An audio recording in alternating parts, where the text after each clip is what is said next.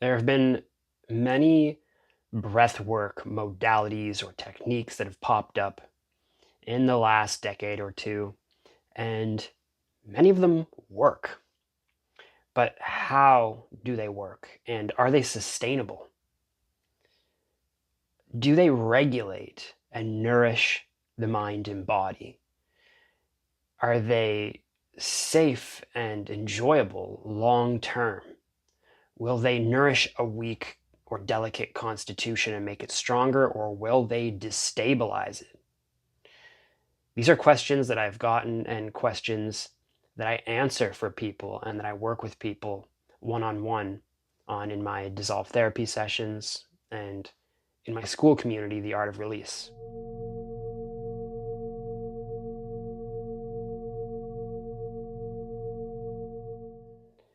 A lot of these breathwork techniques, Wim Hof being the best example, I think, they work.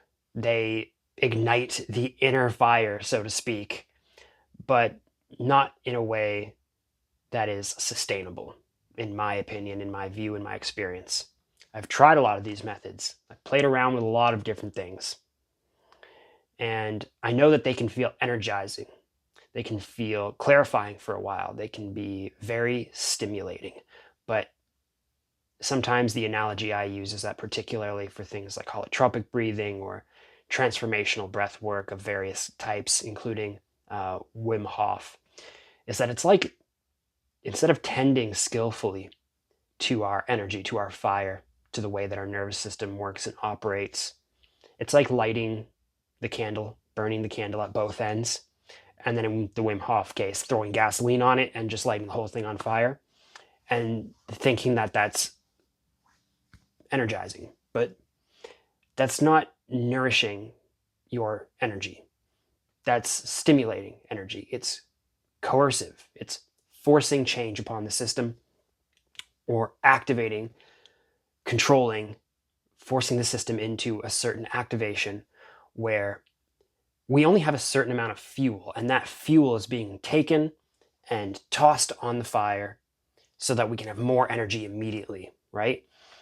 And it changes how you feel in the moment, but the system, your mind and body, learn to rely on that technique, and you have to apply the technique over and over and over again, and it becomes addictive for some people, and it continues to work for a while. And if you have a strong constitution and you're eating well, you're doing all the right things, and you have a lot of reserve energy, this can be helpful for a little while. But a lot of the classically trained or oriented teachers of breathwork, the yogic masters, the Buddhists, the Taoists, and those who are of a more nourishing or grounded, stable orientation, recognize or know from their classical training that this type of breath work is like the emergency pranayama.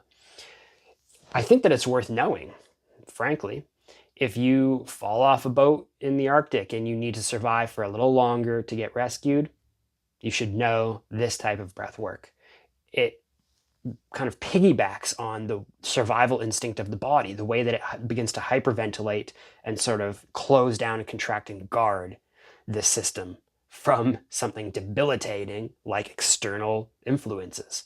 If you have an insane amount of cold exposure and your body can throw gasoline on the fire and ignite those inner resources and start burning them and launch yourself into a fight or flight state and adrenaline-based activation, then you're going to get through that period for a little longer than you might if you completely just shut down. But is that sustainable? Can you live that way? Does it really calm the system, or does it activate it to the point where you become almost numb to the deeper quality of awareness and inner experience and the nuances of your being, the very deep, nourishing core of your being? I don't think it does. And from the experience of many people who have either chronic illness or are of a more delicate constitution, you're more sensitive, you're more interoceptive, these methods, like for someone with a lot of anxiety, they can also induce like a panic, because getting into that fight or flight state, that adrenaline based state, and it's proclaimed by Wim Hof himself and by the practitioners of such methods that there is a sympathetic activation. There's an activation of adrenaline and cortisol, and it's backed up by science because that's true. And it works. Adrenaline works. Cortisol works. Cortisol balances inflammation short term. Adrenaline will peak our energy and clarity short term. But again, this is the difference. We can skillfully tend to our fire and allow ourselves to burn more efficiently. Think about the right type of fuel, the right efficient use of resources, and maybe potentially long term how to add fuel to our capacity, our reserves, in order to have our energy burn more cleanly and efficiently long term, so that we can have a calm, stable, more tranquil, more regulated, more equanimous type of energy, where that energy arises naturally from calm. We have a balance of yin and yang. When we are simply stoking the fire, launching into these adrenaline activated states, there's a glass ceiling. You can only go so far with that method before you either have some type of side effect or you burn out. You can only go so far up the mountain before you're going to go downhill. So, what other ways can we work with the breath? In the work that we do with Dissolve Therapy, we work on creating the right conditions. We want to harmonize the quality of the mind and transform the quality of the body in a profound manner, so that the breath becomes beautiful, it becomes enjoyable, it becomes nourishing. I think a lot of these breathwork methods, and also methods to work with trauma or stress, there's some things that come from the military, there's some things that come from research-backed approaches, there's some things that come from a misunderstanding of yogic methods. And some of those things in the biohacking world kind of look at the mind and body or the nervous system like a computer, which I don't necessarily have anything against in some ways as a surface level approach. But if we want to look at things in a sustainable way long term, I think it's much more efficacious to look at the body as a living thing. It's why I called my work Vine of Life Alchemy, or my business, you could say. I tend to look at our mind and our body as sort of like the heaven and earth, the soil and the light, the fluid movement, the interaction of light, fluid, the energetic structure of a living organism. When we look at transformation in a way that nourishes life, I think that these methods disconnect us from having a direct experience of the essence of life.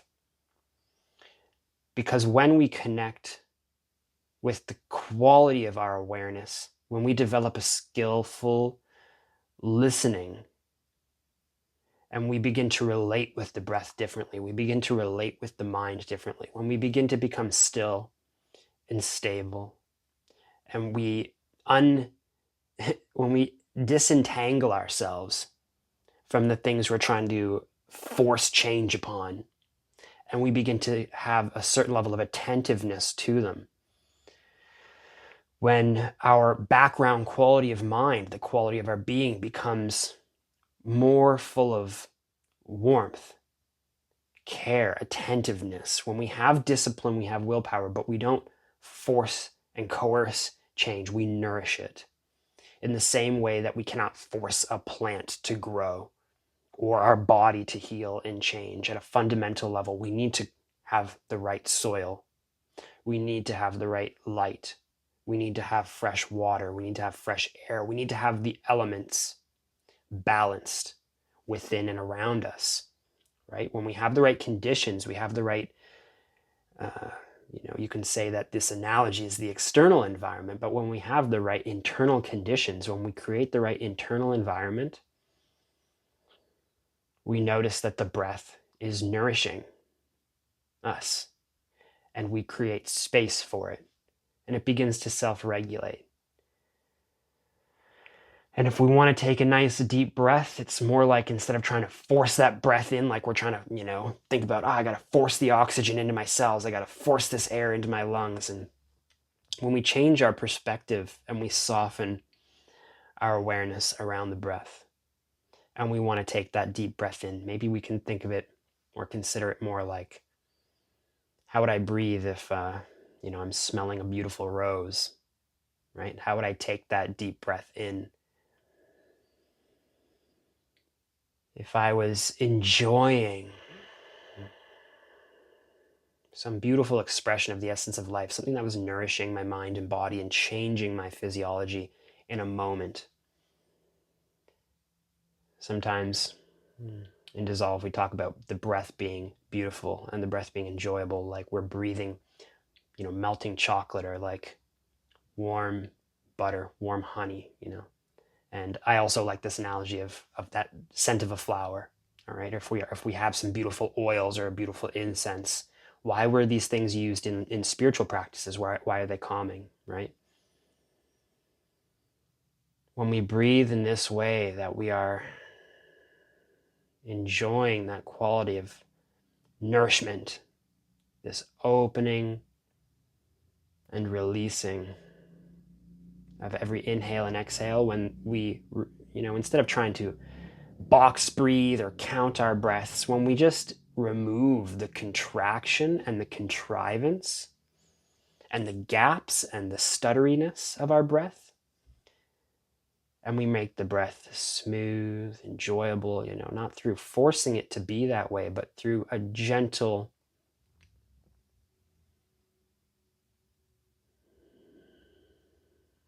mindfulness, whether the breath is long or short, whether it's shallow or deep. How can we just make room for it, hold it gently, release into it, soften in relation to it, so that in whatever state we're in, it becomes enjoyable. This type of, not breath work, but relating, a skillful relating with the breath, is sustainable. Can we live our life doing box breathing, doing the 2 inhales, 1 long exhale? I don't even have a problem with that method particularly. It works, and we can soften into it more. But can we go about our life doing some sort of technique? No, we can't. But the way that we relate to the breath, if we take time to have a practice of regulating and allowing the breath to settle, changing the way that the mind and the body relate with the breath and harmonizing that relationship, that will carry over into our day-to-day life. That will carry over into our work, into our training, into our yoga, into whatever it is that we do. It will become the way that we breathe. It will become the way that we are. And if we want to practice certain breathwork methods that go along with the classical pranayama, or in qigong, or different yogic paths, classically, in my experience, those were all explored as something that emerged from a regulated natural breath. When the breath settles into the abdomen naturally, we're not trying to open and close the abdomen, or force the diaphragm to pump in some sort of way. Yogic fire breathing is another example of that, of something that tended to emerge as an energetic activation that came naturally through being intensely present with the body as the energy system developed. That type of thing was not contrived, it happened naturally.